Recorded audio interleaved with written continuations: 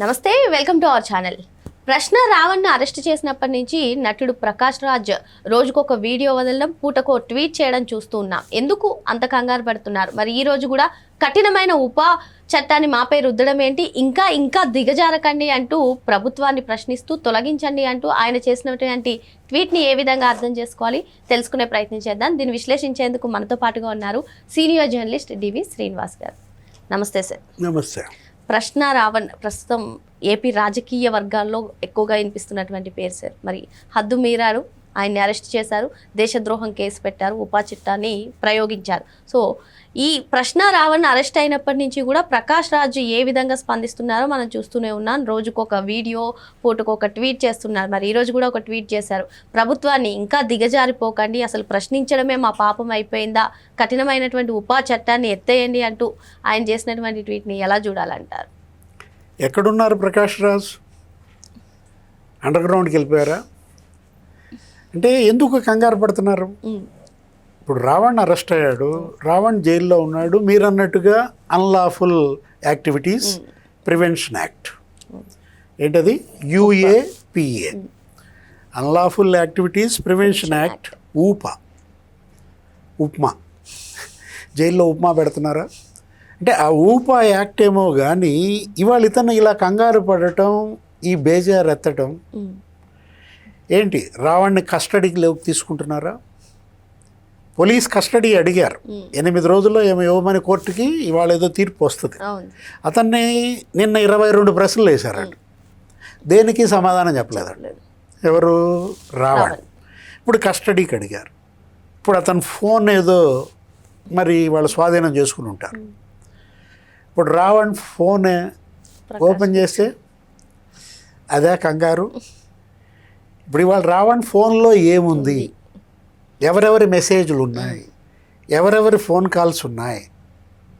ఇప్పటికే audio leak ఏదో బయటకు వచ్చింది, ప్రకాష్ రాజ్ మాట్లాడింది అని చెప్పి కూడా అంటున్నారు సార్. మరి ఇంకేమైనా బయటకు వచ్చే అవకాశాలు ఉన్నాయంటారా? అంటే ఎవరి స్క్రిప్ట్? ఇప్పుడు మీరు చెప్పింది అదే, ఏదో ప్రకాష్ రాజు ఆయన స్క్రిప్ట్ ఏదో రాసుకుని ఈయనేదో అడగటం, ఈయనేదో కొన్ని సలహాలు ఇవ్వడం. ఇప్పుడు కొందరు మీడియా మిత్రులు అమ్ముడుపోయారు, అది మీరు మీడియా మిత్రులు అందరూ అమ్ముడుపోయారు అనుకుంటారు. అలా వద్దు, కొందరు మీడియా మిత్రులు అమ్ముడుపోయారని ఇతను సలహా ఆయనకి ఇవ్వటం. ఆ ఆడియో నేను కూడా విన్నాను. ప్రకాష్ రాజు లేకపోతే రావణ్, ఇలాంటి ఆడియోలు ఇంకెన్ని ఉన్నాయి? వీళ్ళందరికీ స్క్రిప్ట్ ఎక్కడి నుంచి వస్తుంది? ఫండింగ్ ఎవరిది? అదే ఇప్పుడు అసలు చర్చ జరుగుతోంది రావణ్ జైలు మీద, ప్రకాష్ రాజ్ ట్వీట్ మీద, వీడియోల మీద కాదు. ఇప్పుడు జరుగుతున్న డిబేట్ అంతా కూడా ఫండింగ్ మీద. ముఖ్యమంత్రి చంద్రబాబు అక్కడెక్కడ ఆయన కుప్పం పర్యటన, అక్కడ ఏదో చిట్ చాట్లో మాట్లాడారు. ఏది? ముఖ్యమంత్రిని, ఉప ముఖ్యమంత్రిని, చంద్రబాబుని, పవన్ కళ్యాణ్ని ఇవాళ బూతులు తిడుతూ, దుష్ప్రచారం చేస్తూ, క్యారెక్టర్ అసాసినేషన్ చేస్తూ వీడియోలు చేసిన వాళ్ళకి ఫండింగ్ అంట. అంటే ఇప్పుడు రావణ్కి ఫండింగ్ ఎక్కడి నుంచి? ఇప్పుడు చాలా వార్తలు వింటున్నాం, మీడియాలో అనేక కథనాలు మనకు వస్తున్నాయి. ఆయన స్టూడియో అంట 25 లక్షలు అంట, ఈ లైటింగు, ఈ గ్రీన్ మ్యాటు, కెమెరాలు, ఆయన స్టాఫ్, నెలకేదో 3 లక్షల ప్యాకేజీ అని. ఆ ఫండింగ్ ఏది? అతను చేసిన వీడియోలు ఇవాళ అతను డిలీట్ చేశాడు. రావణ్ డిలీట్ చేసిన వీడియోలు మళ్ళీ రిట్రీవ్ చేశారు. పోలీస్ దగ్గర ఇవాళ మామూలుగా లేదు కదా సాఫ్ట్వేర్. ఇవాళ వాళ్ళు కూడా ముదిరిపోయారు కదా. వీళ్ళంతా ముదిరిపోయారో వీళ్ళని మించి ముదిరిపోయింది పోలీసు కూడా. డిలీట్ చేసిన వీడియోలన్నీ ఇప్పుడు రిట్రీవ్ చేస్తున్నారు. రావణ్ జైలుకి వెళ్ళగానే కొంతమంది రావణ్ మద్దతుగా మాట్లాడిన వీడియోలు డిలీట్ చేశారంట కొంతమంది జర్నలిస్టులు అనగానే మళ్ళీ ఎవరంటారు? తెలకపల్లి రేవ్ అంటారు, లేకపోతే ఆమె ఎవరు తులసి చంద్ అంటారు, ప్రొఫెసర్ నాగేశ్వర్ అంటారు. ఎవరైతే రావణ్కి మద్దతుగా మాట్లాడారో వాళ్ళ వీడియోలన్నీ వాళ్ళు డిలీట్ చేశారంటున్నారు. డిలీట్ చేస్తే ఏమవుతుంది? ఇప్పుడు రావణ్ డిలీట్ చేసిన వీడియోలు ఇవాళ వాళ్ళ దగ్గర లేవా? ఆ హిడ్మా లేకపోతే ఆ కేశవరావు, సాంబయ్య, ఆ రోజు రావణ్ ఏమన్నాడు? ఒక హిడ్మాన్ చంపితే 100 మంది హిడ్మాలు పుట్టుకొస్తారు, పోరాట యోధులు, 12,000 మందిని చంపారు. ప్రజలు లేకపోతే ప్రజాప్రతినిధులు, ప్రభుత్వ అధికారులు, పోలీసులు చంపారమ్మా. వాళ్ళని పోరాట యోధులను నువ్వు కీర్తిస్తే ఆపరేషన్ కగార్ ఎందుకు? కేంద్ర హోంశాఖ ఇవాళ అమిత్ షా ఇవాళ మావోయిస్టుల ఏరివేత, మావోయిస్టు విముక్త భారత్ అన్నారు. రూట్ అవుట్ అయ్యారు, ఎవరు లేరు ఇవాళ. మొత్తం అందరూ సరెండర్ అయ్యారు, చక్కగా పరిహారం తీసుకున్నారు, వ్యవసాయం చేసుకుంటున్నారు. కొంతమంది అయితే పార్టీలు పెడుతున్నారు, రాజకీయాల్లోకి వస్తున్నారు, అసలు కంటెస్ట్ చేసి గెలిచారు కొంతమంది.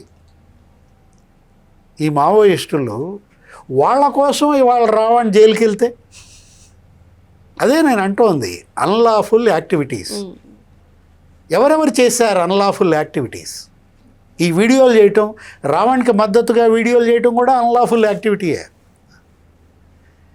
ఇప్పుడు ఒకటమ్మా, ఏది అక్కడెక్కడో మందు పాతర, 23 క్లెమోర్ మైన్స్ బద్దలయ్యాయి. చంద్రబాబుని చంపాలని చూశారు ఆ రోజు అలిపిరిలో. వాళ్ళకి మద్దతుగా నేను వీడియో చేస్తానంటే క్రైమేగా. ఇప్పుడు వాళ్ళకి నేను షెల్టర్ ఇస్తానంటే క్రైమే కదా. అదే జరుగుతుంది ఇప్పుడు. ఏది ఇవాళ రావణ్ మద్దతుగా మీరేదో వీడియోలు చేసి భయపడి డిలీట్ చేస్తే నేను అంత చెప్తున్నా. ప్రకాష్ రాజ్ రావణ్ సంబంధాలేంటి? కేవలం స్క్రిప్ట్కే పరిమితమా? రావణ్కి ఫండింగ్ ప్రకాష్ రాజ్ ఏమని ఇచ్చాడా? ఉప్మా తప్పదు, అటు ఊపా తప్పదు, ఇటు ఉప్మా తప్పదు. అంటే ఆయన ఎక్కడున్నాడు ఏంటి? ఆయన అసలు ఇంట్లో చక్కగా ఇంకా ఆవిడ మంచి ఉప్మా చేసి పెట్టుద్దా? అంటే ఒకటి ఇక్కడ మనం తీసుకున్నట్లయితే ప్రకాష్ రాజ్ ఏంటి మీరు అజెండా? రావణ్, ప్రకాష్ రాజ్ ఇవాళ యాంటీ హిందూ ద్రోహులుగా దేశంపై దాడి, మతంపై దాడి కాదు. అది హిందూయిజం అనేది అది మతం కాదు, అదొక కల్చర్, అదొక సంస్కృతి. ఇప్పుడు భారత ఇతిహాసాలు, మహాభారతం, రామాయణం, శ్రీరాముడు, సీతాదేవి, లేకపోతే ఇవాళ విష్ణుమూర్తి, లేకపోతే కృష్ణుడు, 140 కోట్ల ప్రజల ఆరాధ్య దైవాలు. వాళ్ళను ఉద్దేశించి నువ్వు పిచ్చి పిచ్చిగా వాగితే, రాముడు అంట తరిమేస్తే అడవులకి వెళ్ళాడంట. అతను పితృవాక్య పరిపాలకుడుగా తండ్రికి ఇచ్చిన మాటకి కట్టుబడి అతను వనవాసం చేయడం, అది కదా ఆదర్శం. అతను కదా ఉత్తమ పురుషుడుగా ఇవాళ మొత్తం భారతీయులంతా ఎందుకు ఆరాధిస్తారమ్మా? సీతా మహాసాధ్వి, సీతమ్మ తల్లి. అట్లాంటి సీతమ్మను ఉద్దేశించి అతను అన్న వీడియోలు, మీరు కూడా మీ పెళ్ళాలను వదిలేస్తారా? ఇలా మాట్లాడినాడు, మీకు ఆదర్శం, అతనికి మేము మద్దతుగా వీడియోలు చేస్తామంటే జగన్మోహన్ రెడ్డి ట్వీట్ చేస్తాడు, హే రామ్ సేవ్ రావణ్ అంటాడు. అరే హే రామ్ ఏంటి, సేవ్ రావణ్ ఏంటమ్మా? హే కృష్ణ సేవ్ నరకాసుర, హే విష్ణు సేవ్ హిరణ్యకశిప. జగన్మోహన్ రెడ్డి వాళ్ళ యాంటీ హిందూ ఇది తీసుకొచ్చారు. మొత్తం వీళ్ళంతా కూడా హిందూ ద్వేషులు, హిందూ ద్రోహులంతా. వీళ్ళకి ఫండింగ్ ఏంటి? ఇది దేశంపై దాడి కాదా? ఇది మతంపై దాడిగా కాదు దీన్ని చూడాల్సింది, అది కూడా క్రైమే. ఇప్పుడు క్రైస్తవంపై దాడి ఎవరైనా చేస్తే నేరం కాదా? చర్చిలు తగలబెడితే నేరం కాదా? అంటే ఇక్కడ ఏంటి, జగన్మోహన్ రెడ్డి అయినా, తులసీ చంద్ అయినా, ప్రొఫెసర్ నాగేశ్వర్ అయినా, ప్రకాష్ రాజ్ అయినా రావణ్ కోసం జైలుకి వెళ్తారా? హే రామ్. మరో అంశంతో మళ్ళీ కలుద్దాం. Thank you sir. నమస్తే.